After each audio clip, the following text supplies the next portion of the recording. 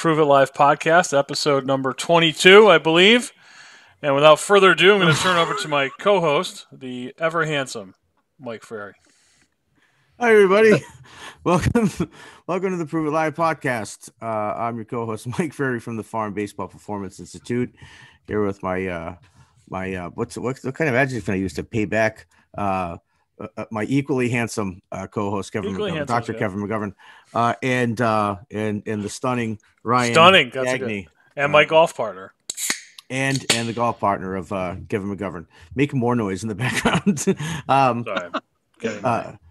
Sorry. So today we got a fun show today. So I think it's gonna be. We went from sort of a controversial topic last week, and we're taking on another one here. This in the world of softball. So I can't wait to get into that. I know Kevin has some strong opinions, and we're going to lean on him a lot for the sort of the medical view, the physiological, kinesiological input from what we talk about, but not epidemiologically. Yeah, that one. I don't know anything about that. Well, thankfully, it's not. Well, I could play here. I am fully vaccinated, but I could if you need me. Actually, I think we're all fully vaccinated. Hold on. I can put on. We can do this in person if we want. Wait, are you fully vaccinated, Kev? I thought fully, bro. Fully. Oh. You get the Johnson & Johnson afterwards? No. I got Monday. I got the second Pfizer. One of our friends' wives got the Johnson & Johnson like literally the day before they yanked it off the shelf. Oh, really? Yeah. One of my good friends did the same thing, and we just ragged on him for a few days in a group chat. Yeah. Well, he wasn't thrilled about that. No, I'm sure. All right. So top of the order, Ryan. What do we got? We're going to start with some news out of Major League Baseball yesterday. John Means for the Baltimore Orioles threw the team's first complete game no-hitter since Jim Palmer did it back in 1969. It was the longest stretch that any Major League team had gone between no-hitters. Between complete game no-hitters, because the Orioles did have a combined 4-pitcher no-hitter back in 1991.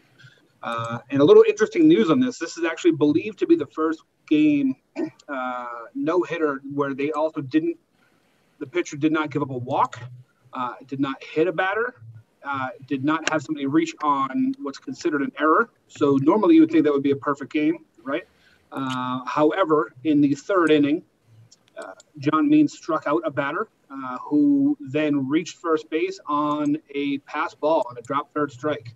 And wait, wild pitch or pass ball? Wild pitch. Watching, I will say that watching the highlight, I think wild pitch was scored generously. I think it was definitely a pass ball on the catcher. Well, it wouldn't have mattered either way because it still wouldn't have been a perfect game, right? Right, but still. Was it in the dirt? Yes. Yeah, it was a curveball in the dirt that, honestly, to me, it looked like the catcher misread the break of it, and he kind of came out of his crouch, and then it went 5-hole on him and got by. And then a couple pitches later, that runner was thrown out trying to steal second base. So Means did face the minimum 27 batters for his first career no-hitter. Oh. Nice. It's the most exciting thing about the Baltimore Orioles world, and literally since the opening day of Camden Yards, since 1969 and Jim Palmer's no-hitter. Right. Oh, and by the way, when you do get a chance, you stat nerds, you should look up Jim Palmer's stats, because if we speak about underrated pitchers, arguably he could be the best pitcher ever. Just look at his numbers in 20-game winners during the time that he pitched. But where does he rank on the all-time strikeouts list? He has in the top 5, right? No, but I think he won. Well, it takes him out of the running. He took one. I think he won 20 games 7 times. 3 in a row and then 4 in a row, and the time that he didn't, he was injured that year. I mean, he did 4 in a row from 70 to 73. That was 20, 20, 21, 22. In 74, he only had 7, which, again, it does look like he was hurt that year. He was injured, yep. And then the following 4 years, he went 23, 22, 20, and 21. So 8 out of 9 years with over 20 games. That's insane. That's good. I mean, I think a lot of guys did that, right up into the 80s. I mean, I remember Bob Welch for the Athletics. Not nine times he didn't. No, but he almost had 30 one year. I think Dave Stewart had several back-to-back years. But anyway, all right, we can maybe debate that another time. I think you have to be at least in the, and I don't even know. I'm not looking at Baseball Reference, but I would bet dollars to donuts that he's not in the top 5 in career strikeouts. In fact, I think I know he's not. But he only had 2,212. Yeah, that takes him so out of the running. Career wins, so it doesn't get. I mean, that's still a good number of wins for sure. Yep. No, for sure. Okay. So speaking of insane stats, so Mike Trout just had his best month ever, and so Mike Trout, arguably considered, and I hesitantly say arguably because I think it's fairly obvious that he's the best overall player in baseball.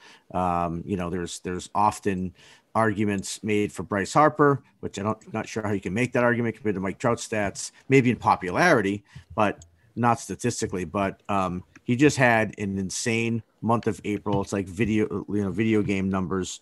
And so for that guy, as good as he is, I mean, I think we'd all agree here that he's probably the best player of his generation, right? It looks like it anyway. For him to have his best month is, I mean, you've all the good months that he's had. Ryan, give me some of his stats. I mean, I think he was hitting well over 400.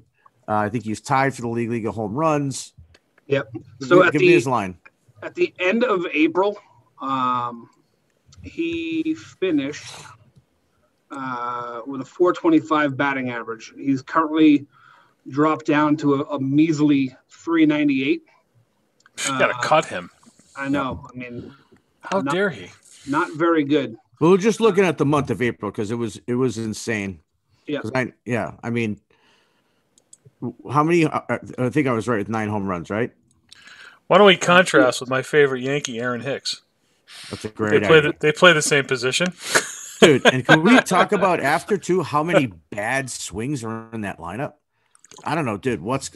They have some very I'll be kind, unorthodox swings. Are you talking about my New York Yankees? I'm talking about your New York Yankees, yes. We're a pitching ball club. That's it. Are you? Pitching. All right. We do have the best starters and relievers in the league, according to the stats, but because we need to. Yeah. So what do you have? Yeah, there are a lot of bad swingers in the league. Yes.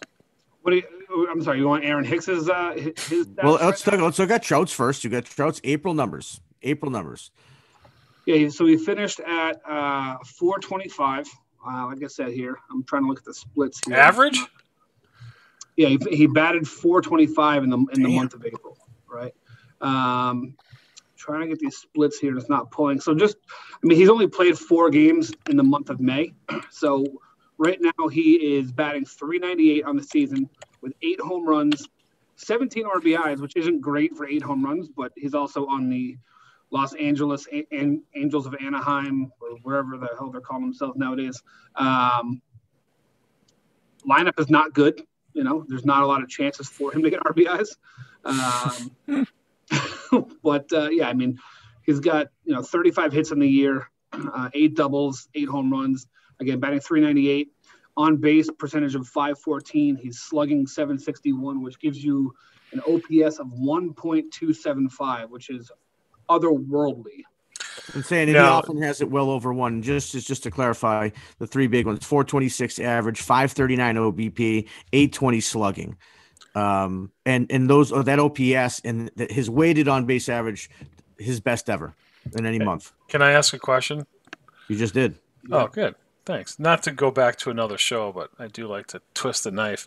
Can we look at how many hits of those were considered in the air? Exactly. Is there a way to look at his 425 and how many balls he hit in the air as opposed to hitting on the ground?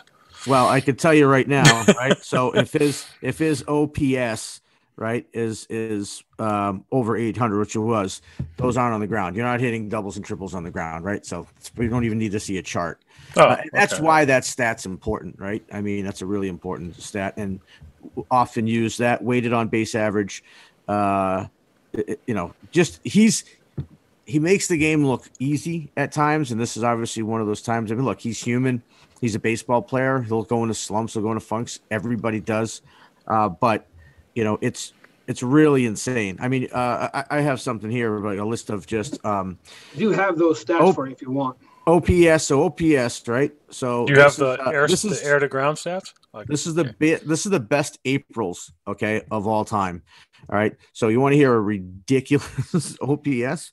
Barry Bonds, 2004, 1.828. That's just silly. Okay. All you have to know about Barry Bonds, he was intentionally walked with the bases loaded. Like how many times? 6, 7 times, something like that. I don't know how many times. A bunch. There was a bunch. I think he was like the first, including once in the playoffs. Yes. Right. Larry Walker had the second best, believe it or not, 1.449. That's the highest, but a 400-point difference in OPS versus second Barry Bonds.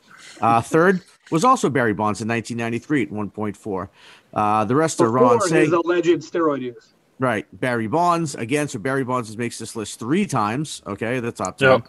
Who else is on the list? Tony Perez, Albert Pujols in 2006 at 1.423. Jason Giambi, 1.407 in 2006. Cody Bellinger in 2019, 1.397. And Matt Kemp in 2012 at 1.383. So, just really impressive month of April. Just insane. Wow. So anyone, pleasure as an Angels fans out there that got to watch that. That is impressive. Special month. Sure. Yeah, to talk about the advanced stats you're looking for. So far for 2021, his average exit velocity is 94.1. His hard hit percentage is 60.3%, which is ridiculous. The hardest since they started tracking that. That's ridiculous. It looks like back in 2015. Now, can I ask a dumb question? Is hard hit by exit velocity, or like is that who determines that? Like, what's a hard hit ball? Just so I know. Yeah, so a hard hit, the hard hit rate is percentage of balls hit in play with an exit velocity of 95 miles an hour or more. Wow, that's impressive. Okay. So we can look up Stanton's numbers on that later because I'm sure that's also insane. Go ahead. Yeah, I know. Not as many. Not as many. It's gonna be a lot lower, dude. Yeah. Well, not a lot lower. Not a lot lower speed wise, but certainly the percentage. Right. Yeah, the number of actual hits. Right. Line drive percentage was 27.1%. Ground ball percentage 44.1%. Fly ball 27.1%. So his ground ball foul ball ratio is 1.63. All right, we take line drive and fly ball together. He's also, this is an interesting one. And that's interesting because that's you look at his average and his OPS and his slugging rather, and it's going to be almost the same percentage of the balls in the air versus ground balls. Yeah, he is hitting the fewest balls in his career to the opposite field so far. His pull percentage is about 46%, where his hits to center is about 44%. So 10% of the time he's going oppo, which is about 8 to 9 points lower than his average. Yeah, that's just like but that stat doesn't tell you much because they could be taking a different approach. In fact, maybe that's what it was. They tried a different approach on him, and it just obviously backfired. Yeah, not working. No, not working at all. Yeah, at all. So the question I brought up in the pre-show, obviously, is there's a very good chance that Mike Trout will never play in the World Series. I don't think that's a very good chance. I think that's crazy you say that, but go ahead. Well, I think it's a very good chance if he's an Angel, if he's a California, Los Angeles, Anaheim Angel, that he will not be playing in the World Series, or that his playoff record is as far as how many games will be vastly under what many Hall of Fame players are, at least in the modern day. And what does that do to his aura? Since he's had 12 at bats when it counted, 1 home run. But there's a lot. I know it's a whole team. I understand that, but at the end of the day, I think there's guys that are in the Hall of Fame because they were on great teams, and they put them on the Kansas City Royals, and they maybe don't get into the Hall of Fame, right? So there's that. I think it's almost more impressive that he's doing this and does what he does with the team he's on. You don't have to pitch to him. Right. Sure. Exactly. That's a point. Right. I mean, he's not a guy. I mean, you got Pujols on the team, obviously, but he's at his later stages, which I want to get into his stats in a second. But yeah, he doesn't really have a lot of protection.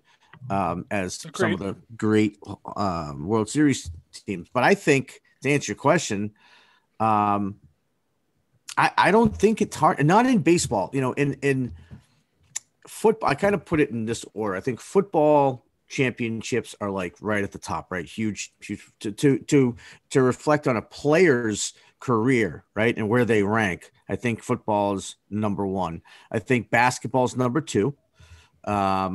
Which it almost should be reversed kind of because you have more influence as a basketball player. We're one of only 5 on the court, but whatever. I think football, basketball, and then hockey, and then baseball. And hockey and baseball probably maybe somewhere tied, but I think baseball is such a stats-driven sport, always has been. But the stats are just changing. I think it's still stat crazy, but they're just changing. Kev, I was saying to you off air yesterday, I remember back when I was a kid, I'd be able to name the last 12 batting champions. Right. And now you don't know who wins a batting championship because it's an archaic stat. It doesn't even tell you anything. Right. Yep. I mean, so yeah, I think the stats have changed, but I think it's still a stat driven sport. And I think that I don't think it tarnishes them all that much. What do you think? You got all these, you look at the dynasty teams that have, I hate to say the Red Sox, even though some of those guys, for whatever reason, won't be actually in the Hall, the Manny Ramirez's, the Kurt Schillings, or have issues around them. Right. And same thing with the Yankee, the Bernie Williams isn't going to make the Hall of Fame, Jorge Posada's not going to, and they've got very big playoff numbers because they have what does Jeter have? Does he have over 100 games in the playoffs or something crazy like that? It's just a different way of I guess looking at it, but that seems to be the drawback of Mike Trout, that he's never really had a pressure at bat. You're not going to see him in Game 7 of a playoff series hitting a walk-off home run, maybe ever. And what does that do to his legend? I don't know. Because we're such a media-driven, highlight-driven. I mean, can Mike Trout walk down the street in Massachusetts here, and your average person know who he is? And I'm going to say no. That's the weird thing about Trout, is that he's not. I mean, he's obviously marketable. He has his own cleat. I know Luke has them. He has his own shoe. He's been on the cover of video games before, but he's nowhere near the marketability of Bryce Harper, right? Right. Like Bryce Harper, people knew about when he was 16, right? Because I think his dad understood social media and that sort of thing. So maybe he doesn't have as good a PR guy, but the people who know baseball, I don't think it's a comparison. Oh, without question. But I mean, you talk if we talk about, so you're saying that he's the greatest baseball player on the planet for the last 10 years. He walks down most city streets in America. No one knows who he is. You're probably right. If LeBron James, even if we shorten him, or Bryce Harper, right? If we shorten LeBron James to 6'4", right? Like people are going to recognize his face. People know who Tiger Woods is. That's as far as, that kind of popularity, he doesn't seem to be there for whatever reason. No, he's not. That's the same. Considering the numbers, I mean, that's what I'm saying. I would include Harper in that same, Harper's not. He's going to be recognized, right? And I don't even know what point I have, but just saying, is it just because baseball doesn't have the allure that it had 30 years ago, or I'm sure if Derek Jeter walked down any street, people would know who he was 20 years ago, 15 years ago. I just don't see that happening now. I don't really know why. Well, I think part of it, and Harper's, like I said, a different thing because they were marketing him, whoever it was. I don't know if it was his dad or not, but somebody was marketing that kid when he was like 15. I remember hearing him when he was 15. He was on the cover of ESPN magazine when he was like 15 or right, 16, I think it was. Yeah. And so I think what will gain someone like Trout's popularity is having them in the playoffs, because you got to be on a national stage where everyone's going to watch that game. How many people are watching Los Angeles, LA Angels games? But talking about playoffs, and I think if we're going to put that much credence or give that much credence to playoff numbers, I mean, you look at someone, here who played here in Boston, David Ortiz. I mean, I was just trying to pull up some of his playoff stats. I don't have all of them, but he was insane, I would imagine. Yeah, an ALCS MVP in 2004. He had 387, 1.199 OPS, 3 homers, 11 ribbies. 2013 World Series, he hit 688. Yeah, incredible. And with those numbers, that's going to propel him to the Hall of Fame. You would right? think, yeah. He's a Hall. You have to think that he's a Hall of Fame player for what he did after Game 162, right? Yeah. In his next year, he's 8th on the all-time list for extra base hits. All time. That's regular season. Yeah. In 9 years in the playoffs, he played in 18 total series. Yep. He batted .289 with 17 home runs, 61 RBIs, 59 walks. And that includes 3 World Series appearances where his World Series batting average in his 3 combined was .455. I mean, you're talking, we had we did the Hall of Fame show. We talked about Curt Schilling being one of the greatest postseason pitchers of all time. Uh-huh. And, he's sitting at home for, not in the Hall, mostly not because of record, but because of political issues. Right. David Ortiz is certainly in my book as a Yankee fan, a first ballot Hall of Famer because you couldn't pitch to him, period. And he did all that on the big stage. Mike Trout, in a huge market, LA is a huge market, right? Is buried there that people don't see him or for whatever reason. Does that affect? I mean, obviously, it's not going to affect his ability to get in the Hall of Fame. Maybe I don't even know what his aura, his legend. I'm not. Yeah, his sure. legend. I think that's really what it is. Like his legacy. It's unfortunate, but that's sort of the way. I mean, I'm trying to think of another guy like him. There's not a lot, but there are guys who maybe played a little bit too long. Like, I think of a Jim Rice, right? Jim Rice sort of had a resurgence, right? So he was huge, in the 70s, and then in the 90s, he played a little bit too long. His eyes are gone, and his knees were bad. And, sort of people remembered him, the guy who broke the record for doubles, for hitting into double plays. Yeah, and then it was 10 years after he retired that everyone sort of really started to appreciate him again. And you might have that right now with Miguel Cabrera, who literally probably isn't good enough to be a major leaguer right now, to be quite honest with you. One that I have in mind is Albert Pujols. Pujols. Okay. Now I know he's not, it's not like he's not famous, but arguably the best, at least in the top 3 best right-handed hitters to ever live. When you went over his numbers the other day, I never knew that they were that high. Never. First of all, it's hard to imagine he's been playing for the Angels for 10 years. Right. So I thought it was 5. I was like, that's 5 years. Right. 11 years with St. Louis, now in his 10th year with Anaheim. Amazing. This year he's only batting 198, and with that 198 batting average, it drops him down to a career batting average of 298. 198, that's 30 points higher than Hicks. Hits. We'll take him. I mean, so, right, you call it 3. I mean, anything over 280 lifetime batting average is pretty. Especially as a guy with 6. Does he have 600 home runs, right? He's got 670 almost. 600. Yeah. 667 with 2,112 RBIs. And now, depending what's his strikeout? He doesn't have many strikeouts either, right? He never used to anyway. He has more walks than he has strikeouts. That's insane. 1,334 walks to 1,317 strikeouts. Insane. And by the way, and there's a reason for that. I use him as an example a lot because his barrel is in the zone for so long. He's so hard to get swing and misses on. Oh, you're saying it stays swinging on there. plane. He stays on plane with a pitch for 2 feet, which is amazing. Good luck getting a swing and miss out of that guy. And honestly, I mean, looking at the numbers here, he actually, for all of his career, he had more walks than strikeouts up until his last year in St. Louis. Since he's joined the Angels in 2012, he's had more strikeouts than walks every single year he's been there. Yeah. And he's still averages more walks than strikeouts. And I mean, maybe people go to the Angels to to like die. I don't know. I mean, he doesn't get the notoriety that he deserves.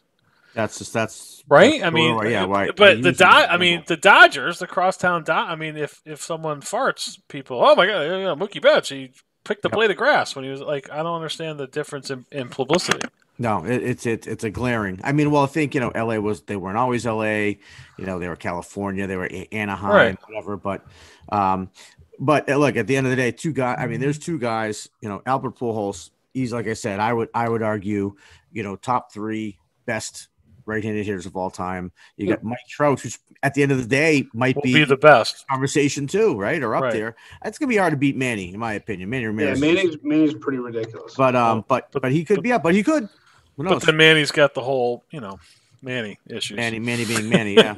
One of the hardest workers in baseball, and I knew people that work for the Red Sox. He never got credit for that. So anyway, we do have to move on. We've gone way over here on time, and we want to get to our main topic. So we've talked about it before. I have a daughter who plays in a travel softball. Actually, our softball program that we created, basically because I was looking for a program for her. I was looking for one that was developmental driven, cared about the player first, the player's development and growing the passion, nurture the love for the sport, etc. Thought we found one. Turns out we were wrong. And myself and another parent on that team at the time decided, like, hey, you know what?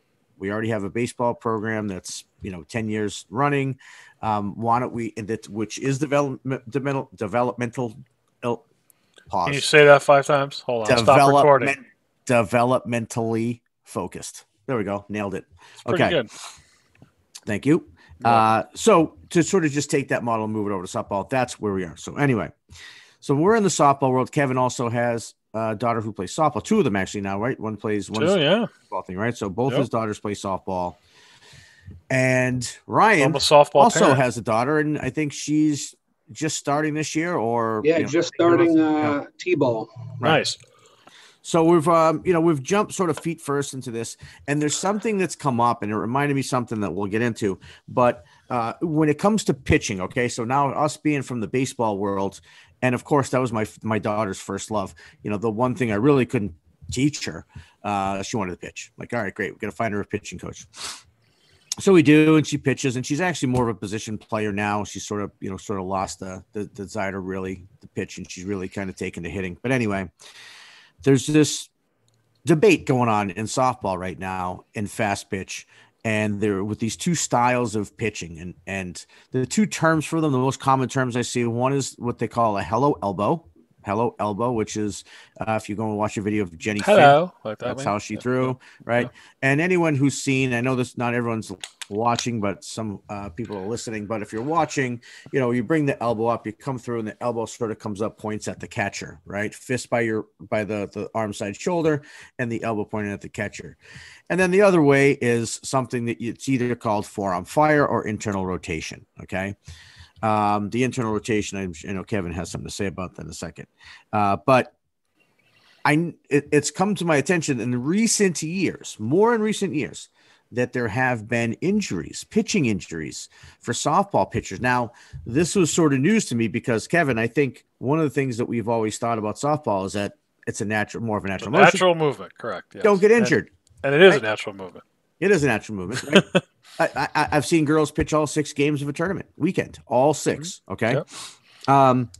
So anyway, where are the injuries coming from? So now the debate is the new, which is, by the way, the old hello elbow is is sort of the quote unquote old way. And this forearm fire or quote unquote internal rotation is the new way. And again, if you want to see what, if you want to look up for yourself to see what the hello elbow is, you look at a video of Jenny Finch. You want an example of this forearm fire, look at Angela Tincher, okay? And I think a lot of this has come from her dad, who was her coach. So that said, there's this debate, and now the people who are new or teaching this new way are going, oh, the old way, you're dumb. I don't know why you're doing that. You're not staying with the times, and you're hurting elbows. And of course, it looks to be, and Kevin's going to help break this down, that the newer model, the internal rotation or quote unquote forearm fire, is really the one that's causing injury. So we're going to try to break that down from a bit of a mechanical perspective. Now, Kevin, you've seen this, right? And I know I sent you a video last night. It was the last night of this morning. I forget what it was, of a guy showing this. Yeah, you sent me a video, and then you sent me an answer on a message board. You sent that's me right. The answer, which I have that too. All right. So why don't we start with that? Because that's great. So you want to do the answer first? Okay. Yeah, let me introduce it. So I'm online last night. I'm along all these message boards looking up internal rotation versus hello elbow, blah, blah, blah. I find this message board of people. This person innocently goes on and says, hey, my daughter's started pitching lessons and she was doing this. Now they wanted to do this internal rotation. Which one is better for injuries? And this is the response, Kevin? Yeah. So someone asked about that. So the person said unequivocally, without a doubt, that the old way, where there's no reported injuries, right, or certainly is now that's the bad way. That's the bad way, correct. So of course I when you hear that some girl pitches all 6 games of a tournament, great, because it is a natural movement and they can. That's great. Okay, like you can bowl 500 times a day because it's bowling, right? It's underhand. So now there's injuries, so you'd have to look at, of course, what if from a epidemiology. You'd have to look at what changed. Well, what changed is we introduced this other pitching mechanic. Now, just like in overhand pitching, we have a lot of people out there who know enough or think they know enough to be extremely dangerous and get a lot of people to listen to them. And that is one of whoever we won't dime out who wrote this, but I'm going to pull this apart. The answer is without a doubt the hello elbow. Let me say that you were making the right decision. Hold on. Hello elbow is the most injurious one. Correct. Right. Okay, go ahead. Okay. So for those, hello elbow is in one plane of movement, right? We're just bending our elbow in a straight plane of movement. Okay. First, the upper arm is a good thing. The stoppage of the upper arm is a good thing when it properly brushes contact. So I've got to stop my arm by punching myself. So I was, and that leads me to another point where I was shown pictures of girls this week on a site bruised. Arms bruised and swollen, torsos bruised, hips bruised by punching themselves. Okay, so apparently there isn't an athletic way to stop this. There's only an assault way of stopping this. You should only leave an MMA ring with bruises on your body, okay? Not the softball mound. My 2 cents. Okay, so this helps decrease load on the rotator cuff because the muscles are in deceleration, and the high-speed medial rotation in the triceps in deceleration of flexion of the humerus. That person, because I've been a physical therapist for 27 years, I've been to school for 7. That sentence makes absolutely 0 sense. But there's a lot of big words in there, so people are like, oh, okay. It means nothing. It's not scientific, and it's completely 1,000% false. Oh. Basically, you are protecting the rotator cuff of excess stress by transferring energy to the forearm. Okay? So my rotator cuff is deep under my shoulder, protected by my trap muscles, my lats, my biceps, and everything else, but I'm going to transfer all of that torque to these little muscles of the forearm.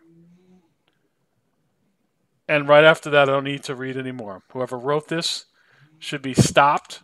They need to just be tackled. Okay, stopped. Put it down. Step away. We don't throw a football. We don't throw a baseball. We don't hit a tennis ball. We don't hit a golf ball. We don't hit a baseball. We don't do anything with our arms. The power, the torque, the brakes, the acceleration, the deceleration happen at the core and the lower body. The arm is an extension of that movement. If you are transferring energy, whip, whatever, to the small muscles of your arm, forearm, ankle, foot, you will get injured. It's just a matter of time. That's it. That breaks every single kinesiological principle known to man. Not Kevin McGovern. The body moves proximal to distal, from your core, from your spine, out to your hands, to your feet. You violate that, you're going to ask for injury. And so it's interesting you say that too, because, just looking at the two, And obviously, I don't have a PhD like Kevin does in the field of kinesiology or physical therapy.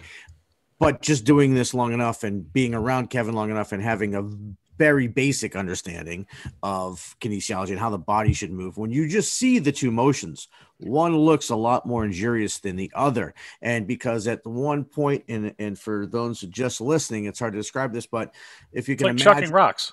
yes, It's almost like a submariner. That's right. Baseball pitcher, very close. This I can feel pressure already right here. Right here. No, right Michael, around the UCL. This person said that this authority said the medial humerus lags that the medial humerus sublux kneecap patella, you don't actually have stress in your forearm. But bending your elbow is more stressful. Right. That's thing you're supposed to do. Right, exactly. Correct. So then I started looking at this, Kevin, right? So I started pulling up. They said, oh, well, this person's a hello elbow. This person's an internal rotation or forearm fire, right? This one and this one. And it's really black and white. Now, just hold on. We talk about internal rotation. There's no such movement as internal rotation of the forearm, wrist, or hand. Right. Internal rotation happens in two joints. One is the hip and the other is the shoulder, just so we know. Where there's two labrums. Correct. Or labri, where there are labri. Dos labros, yes. So I started looking at these different pictures, and I'm like, okay, I want to see what's different. And basically, it seems to me that maybe not everybody, but in the aggregate, everyone's looking at the finish, right? This is the hello elbow. Yeah. And this is the forearm fire. I started watching these pictures, and it reminded me, Kev? It reminded me of like early 2000s, the whole debate in the baseball. But are you a linear hitter or are you a rotational hitter? Linear versus and it's like, well, you do both, right? You're going to rotate. You're going to purely rotate your body. Your hands are going to move on a linear path. And so, there was really that sort of in the middle. And one of the pictures that I watched was Monica Abbott, right? So everyone was saying she was a perfect example of this forearm fire. Looked, and I put her side by side with the Jenny Finch. I mean, if you can go point out the major differences, please call in, email us, whatever. Let me know, because there are but you're going to find small intricacies with any two pitchers. Okay. And so there was a little bit more, slightly more of a little come around the ball than there was Finch, but very, very, very similar motions. And so it struck me that, there's probably a medium here. And I think, Jason, who listens all the time, he's listening today. He's been around softball with his daughter, even longer than I have. And I said to him, I was like, why wouldn't you teach a bit of a blend if it's supposed to get the better results, whatever. And Jason's answer was that there are people that do that. So, but I don't even like you're focusing on the arm. I know. Right. Why, I don't even like the two names. Right? Because it's saying that everything is out here. No. It's this or this. Which one do you want to use? This or this? This. No, I want to use the big thigh muscles, big back muscles, not saying that, big muscles to do the work, not the small muscles. You work on small muscles, you're going to get hurt. Well, you took it away from me, and that was perfect. Sorry, man. No, it's great because it's great because it was, it came up organically. But that was the point. It's like, you're focused on these things and finding a blend of the two, when if you really understand force production and where velocity comes from, it has nothing to do with those things. The arm should just go along for the ride. A whip. Go along like a whip. Right? It's the final snap of the whip. And the straightest distance between 2 points is straight up the middle. That's straight up the middle. Yeah. Straight up, so why are we driving things here, there? Straight line. Boom. Yeah. You definitely messed that. Did I screw that up? Yeah. What is it? Sorry, producer. This is where you tell us we make our mistakes. Go ahead. Give it to me. The shortest distance between 2 points is a straight line. Oh. You said the straightest distance between straight. I went to Northeastern, where the N stands for knowledge. Okay? Yeah. All right? Okay? All right? So I'll tell you this, and you know this. So that's the shortest distance is that's what some instructors or coaches will say. You want to take your barrel from up behind your ear straight down to the ball. But of course we don't. We want to get in front of the catcher's mitt, a la Albert Pujols, who has more walks and strikeouts, to stay through the zone longer, right? So there are times where that's not necessarily the thing to do. But again, this is Well, you are Pitching is making. different. I will argue with you. You are making a straight line because what's moving is your pelvis, not your hands. Your Right. pelvis is making a linear turn, boom, Fair. and then your Yep. hands are following. Totally. That's fair. Because if So you got here, for as little I know about hit, and started here, you're casting. You're that's not. correct. Yep. Right. Yep. You have That's to fair. follow the You're right. kinematic sequence of movement. That's right. it. So it's depending on what you're focusing on. I was Correct. thinking of the Yeah, yeah. barrel, but you're right. You're right. It really is. But anyway, that's another subject. That's If you another- want me to that's- share, if you want me to share, I have 2 slow motion videos, one of Jenny Finch and one of Monica Abbott that I can put up here. Sure. Do it. I'm not sure I know who Monica Abbott is, but I Do know it. Jenny Finch is. Do it. Kat Osterman is also another one that throws like Jenny Finch, and I watched her instructional video last night. It's quite informative, actually. I think I know how to throw a what the hell is it called? It was like a deep peel change up or something like that. Nice. Here we go. Video. Now, who's this? This is Jenny Finch. This is Jenny Finch. Just kind of get the whole thing here. And this is, again, slow motion. So we'll give it a second here. I love how they add the grain to the video. I know. Yeah. So this is arguably the best softball player ever. Boom. And her arm just floats up. Straight line. Straight line.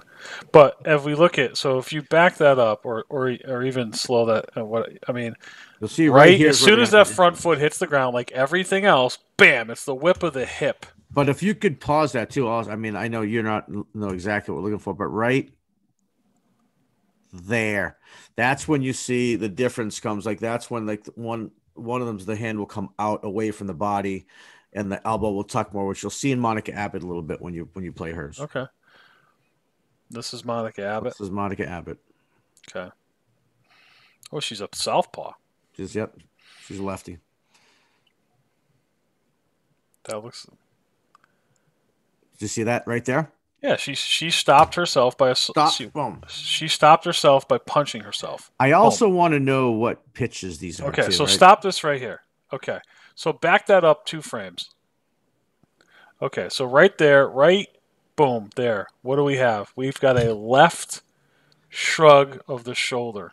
Okay, complete anti-athletic move. I mean, obviously she's throwing the ball at a high speed, but she's doing that by jamming her rotator cuff up into the socket by shrugging her shoulder. Okay, and she's of course stopping her arm, not rapid fire, by slamming it into her hip.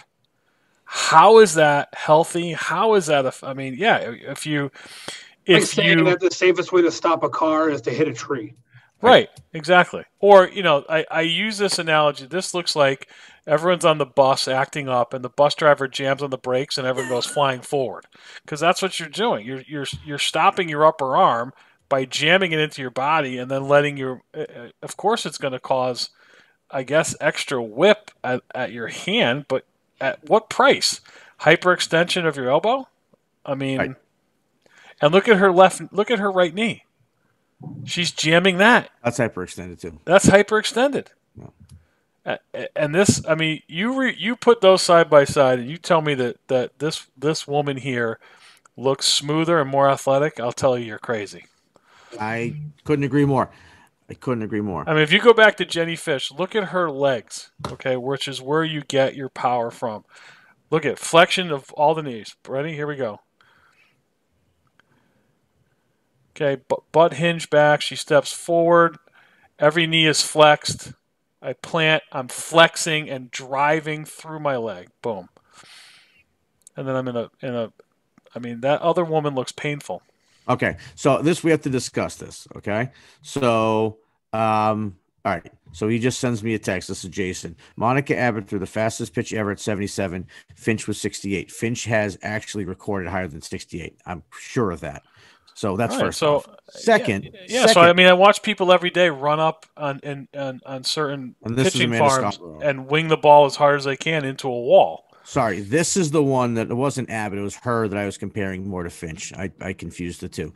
But again, still 75% of it's all the same. It's really that last 25% at the end. You're going to see it here. So it'll be a good shot of it. See that? Boom. How the Dude, outcomes. How is hitting yourself? I'm sorry. That's just insane. It's insane. I don't care how fast the pitch is. So I don't like, how is hitting yourself with your medial collateral ligament of your elbow healthy? How is that position healthy when you're making contact with your Well, hip? also, I also look at what Jason Look said. at And that. Jason, Oh, no offense to you, buddy, but this is like that's part of the problem is this thinking of like, velocity at any cost. yeah, there you go. Which is bananas to me. And Yeah, which we'll get to later on with a video of Dustin May from the Dodgers. right. Look. So, And by dude, you can throw 105 in Major League Baseball, and if it's over the meaty part of the plate, it's not just getting hit; it's getting hammered. Hammered. So all of those pictures that I saw on this softball site aren't from are from this pitching. I would say the unhealthy side of my brain says good. You get what you deserve. And if you're asking a question on Facebook as to why your arm is swollen and your hip after this is why. You're punching yourself. That's insane. Insane. Yeah. So, all right. So, but this guy said brush. You brush your right. That's brushing. Either way, it's the fact that this look at this elbow slamming into your hip, and then the reason why it goes in your shoulder goes internally because you're jamming against something that's got nowhere else to go. 552,000 views. That's the sad part of this. Yeah. And let's see. Wow. The Jenny Finch only had 51,000. Wow. 183 from 180. Wow. That's wow. All right. So I'm actually texting here, Jason. We could just activate his mic here, but I think this is interesting. I'm kind of holding his feet to the fire here, if I'm being honest, Jason. So I know you're listening, because I think it is, even if it's a conscious or a subconscious. There's this thing about, hey, can't argue with it.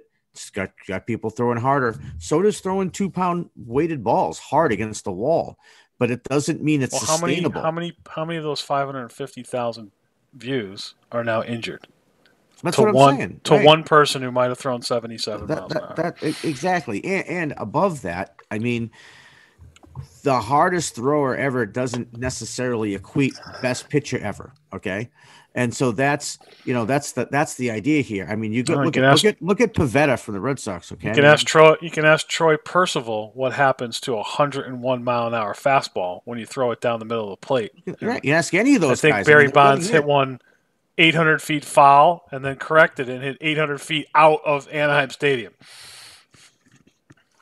But I think Pivetta's fastball, his best fastball in the game is 92, 93. I mean, he doesn't throw hard. You get Hendricks, who lives in the upper eights. You get Darren O'Day, who throws 84. Okay, different arm slot, but again, this obsession with velocity. It is an obsession. Absolutely, it's an addiction. I wouldn't say it's an addiction of velocity. Yep. Right. That's hard is hard. Guys. So, Mike, just to chime in really quick, we've talked about who the hell let you in? I don't know. Somebody did. It wasn't me. I gave the door guy. It was you at the beginning of the video. Yeah. Really quick, Mike, you explained it with, my daughter is obsessed. I want to get faster. I want to get faster. I want to get faster. But instead now she's working on, just to give you an idea, she's 4'10". She's only going to be so fast right now. Yep. But her mechanics are decent, and she's working with the pitcher's pocket over at the farm, and she's hitting the outside corners. She's hitting the inside corners. Yep. And when you call her games, she's comfortable enough to hit that high outside corner, and she's had success with it. She's not overpowering by any means, but because she can hit her spots, unfortunately, that's, I think, where people are going away from a little bit, because they want the girls that can throw it right by these kids. And that's only going to get you so far. I understand, but and this, velocity doesn't have anything to do with the arm. Zero. Right. Yep. Zero. Your velocity comes from your lower half and from your. Now you look at a Monica Abbott. She's all leg, right? Her torso's probably, looks like it should be on the body of someone who's like 5'5", and she's what, 6 feet. right? I don't know how tall she is, but she looks like a tall girl. And so, the velocity comes from there. It doesn't, you can tweak. Now, if you have someone that's maybe really long and their arm gets disconnected, I'm talking about baseball pitching, and their arm gets disconnected from their body and they really lag a lot, not only are they going to hurt, but their velo is going to be down. If you can shorten them up and keep their shoulder, their elbow connected with their shoulder, and have a little bit of hip to shoulder separate, the proper amount of hip to shoulder separation as you rotate, and that's all that. And really, you're not even fixing the arm path. You're just connecting it right where it was disconnected. You might get a 4 mile an hour difference, 5 at absolute high end, 5 miles an hour. You're not going to take somebody, if you said Jenny Finch through 68, and I'm quite sure she's been up around 70, 72, but I could be wrong. But let's just say 68. You're not going to get someone throwing 68, have her change to the Monica Abbott, and all of a sudden she's throwing 77 miles an hour. Not happening. Right. Either way, I'm taking both yard, but that's beside the point. I don't think you can get a battle. Yeah. Dude, I can't even hit a softball, whether it's fast pitch, slow pitch, or on a tee. Right. To give you an example, we were watching, I think it was Arizona State a couple of nights ago, and the pitcher, one of the things right at the beginning, her fastball can top 67, 68 miles an hour. I think she had 7 walks. And that's, for a D1 pitcher, that's unheard of, right? You feel that they have a lot more control. But they didn't talk about placement. They didn't talk about her off-speed pitches. They focused on her fastball and how fast she was throwing. And she had a terrible game. Could have been an off night for her, but 7 walks is unheard of, right? Yeah, it's a lot. Yeah, and that's the thing. Again, the obsession isn't just in the players. I first of all, I see it more in, oftentimes, the parents, because I think that's what they think is going to get their kid up to the next level. And look, truth be told, a lot of it is. It's. I hate to talk out of both sides of my mouth here, but the reality is that, as we're recruiting our high school pitchers for colleges, I got college coaches. Well, they won't look, Kevin. They won't look at a kid unless he's throwing X amount of money. I know. Greg Maddux doesn't play in the major leagues, right? Doesn't get drafted, right? Yeah, that's a very greatest good chance. Could be arguably the greatest pitcher of all time. I'd argue that all day, but top I get your 10, point. top 15, 20. I think he's the most overrated pitcher of all time. That's what I think. But he does have a few wins. He does, but he also got a foot off the corners. But that's the strike zone during that period. No. I get your point. I'm just being a wise ass. You're right. No way. I know. Very opinionated. I don't know what got into me. Yeah, very opinionated. The obsession with but these guys. Here's what I don't get. They're not lasting. Go to any roster 5 years ago and count how many guys not only are still in the majors. They're gone. They're hurt. They don't last because they only have one pitch. And like you said, if it's a fastball, if you can't hit a fastball in baseball, you can't play. So throwing it harder, it doesn't. You're just you're gonna be Dustin May. Great, 99, good. See you in 2 years. And therein lies the rub, right? It's what we've been talking about from day one. Is like this, it's everything's sort of being whittled down, right? So these injuries. Why are there injuries? Where are they coming from? Well, it's coming from this obsession to throw, 110 miles an hour. Mm-hmm. Which. It's ironically, no one would ever look at like what Nolan Ryan did, right? Which is basically just throw footballs in the off season and never lifted a weight above 25 pounds over a shoulder. Like that was a big thing for him. But yeah, it's, and now we're seeing it in softball. So I thought that's why it was such an interesting thing. And, I know you have softball listeners on the podcast, but also, being involved in softball and to see that, this thing that was forever known as like softball pitching. The great thing about it is you don't get hurt. And now we're starting to see injuries and they're tweaking the arm path and starting to do things that are just unorthodox and not natural movements. And it's probably going to get worse from here because again, it's the idea that I got to throw harder. I got to throw faster, and whatever it takes. Like, hey, your elbow might fall off your body. Like, yeah, but can I get a full season in first? It's banana land, but that's where we are. That's just we see it on the baseball side every single day. There is, we have kids in the program always. What I was starting to say earlier to back up for a second, because this is where I'm going with this. we had a player. We have a player. Love the kid. Good, excellent little pitcher, right? Collegiate level pitcher. And he's a little obsessed with velo. And what validated him somewhat recently, he's seeing like a college recruitment coach, right? Not a recruitment coach, for an academic side. What do you call it? Not like a tutor, but Academic advisor. An advisor. There you go. That's the word. Thank you. And so she said, hey, look, if you want to play ball somewhere, like, you got to get some videos with your velocity on the video. And we're like, no, like, we don't want to do that for so many reasons. But again, there's outside encouragement. There's people that thinking that's the ticket. That's the way you're going to go. The real ticket is get outs. College coaches, their job is to win games. How they keep their job is by continuing to win games and not lose games. And if you're going to help, or if you have a kid that's going to help that guy win games, he's going to want you. Okay. So the trick is to get him out to see you. And unfortunately right now we're in a world where you have to have sort of some like minimal velocity, but the craze of the velocity is now, as we've seen, leaked into softball, right? It was super prevalent in baseball. Kids are getting hurt at like in record numbers and at record level, like lower ages, which is bad. And now we're seeing this creeping into softball, Kev. That's I know I sound like the Ultimate Warrior running down, but that was shocking to me. Yeah. Yep. It really was. So for the first time ever, I have to say we're over. Like, it's 12. Wow. We talked about it. That's all right. I think we need to do the. Well, I think we can. What can we do? I was going to say, I mean, I think it was a great show. I think we can save our questions, and why would you do that? All right. We touched on both of them anyway today. Sure. But you know what? Scratch it. Let's do just pick one of them. We're going to do the question of the week or the why would you do that? Why don't we do the why would you do that? Because we've touched upon it a little bit. I have the video queued up. We talked about it briefly a few minutes ago. Okay.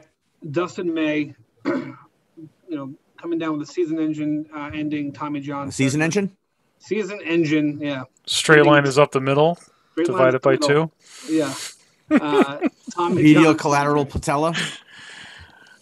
Inversely proportional to your external rotators. Right. So, Kevin, I'll let Kevin take this away, but yeah, so boys and girls and lads, this is what we're talking about. This is what is happening way too often. So this is we forgot our, in the why would you do that? Why would you do that? This is, with everything going on in baseball, the pitching labs, the video, this mechanic, I'm going to say, is a teach. So if you want to back up here's what every Tommy John person has in common: both feet planted, and that. Now you've heard on this show that Mike and all of us will call this arm lag. There are people out there who say that this isn't arm lag. But your elbow shouldn't, as a right-handed pitcher, the point of your elbow should not be pointing to the right of second base when both feet are on the ground. Okay, so if you want to call it, I don't care what you call it. Okay, the next frame is that torso turning and that arm hanging out there, and what happens? Bam! And right there, the career of Dustin May just took 2 years off, and he tore his ulnar collateral or medial collateral ligament of his elbow, and he's out for 2 years. And this is a teach, okay? Both feet on the ground, arm way behind you, and that will always, it's just a matter of time before that happens. And for my Tommy John prediction, he is not going to be the only Dodger this year whose elbow goes down. There is another one. And I'll wait until that happens, because there's another pitcher on the Dodger organization. Let's call it out right now. Trevor Bauer. That way you can look like a genius when it happens. Trevor Bauer. Trevor Bauer is in the exact same position, even worse. He, like Chris Sale, has just gotten through the fact that he must have extreme flexibility in his ligaments. But Trevor Bauer is in a worse position than this, and it's only a matter of time before his arm goes. That's it. He's a lot shorter, though. I mean, is that? I mean, that's got to help protect him. I think a little bit, but you just again, just like we talked about softball, you can't have big muscles turning with explosive power and leaving little muscles hanging out to dry. Right. All right, fellas. All right. So there's our show. I thought that was a great show. That was fun. It was fun. We got to talk about this more for sure. All right, guys. Well, hey, fans are clamoring to hear how Kevin and I did yesterday on the golf course. Yes, unfortunately. Oh, bad news. We were preempted. Rain. Yeah. Womp. Can't play in the rain. Womp freaking womp. Yeah. But next week we'll be out there with our slow play. We'll be playing. Wait. Next week, should we live stream while we're out there? We should. We could don't do that. We could do a little live stream, Don't but do that I'm still waiting for the photograph that's supposed to be up for our team photo, which is still not up there. Of the tugboat of tugboat and avalanche or whatever. And Typhoon. He also Typhoon, yes. Yeah, well, he did go by tugboat at one point. It was earthquake and tugboat. Yes. He changed to Typhoon. They went as the natural disasters. Yes, the natural disasters are not. We're not. That's an apropos name for you two, for sure.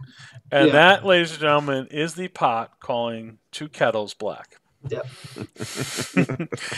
I'll see everybody.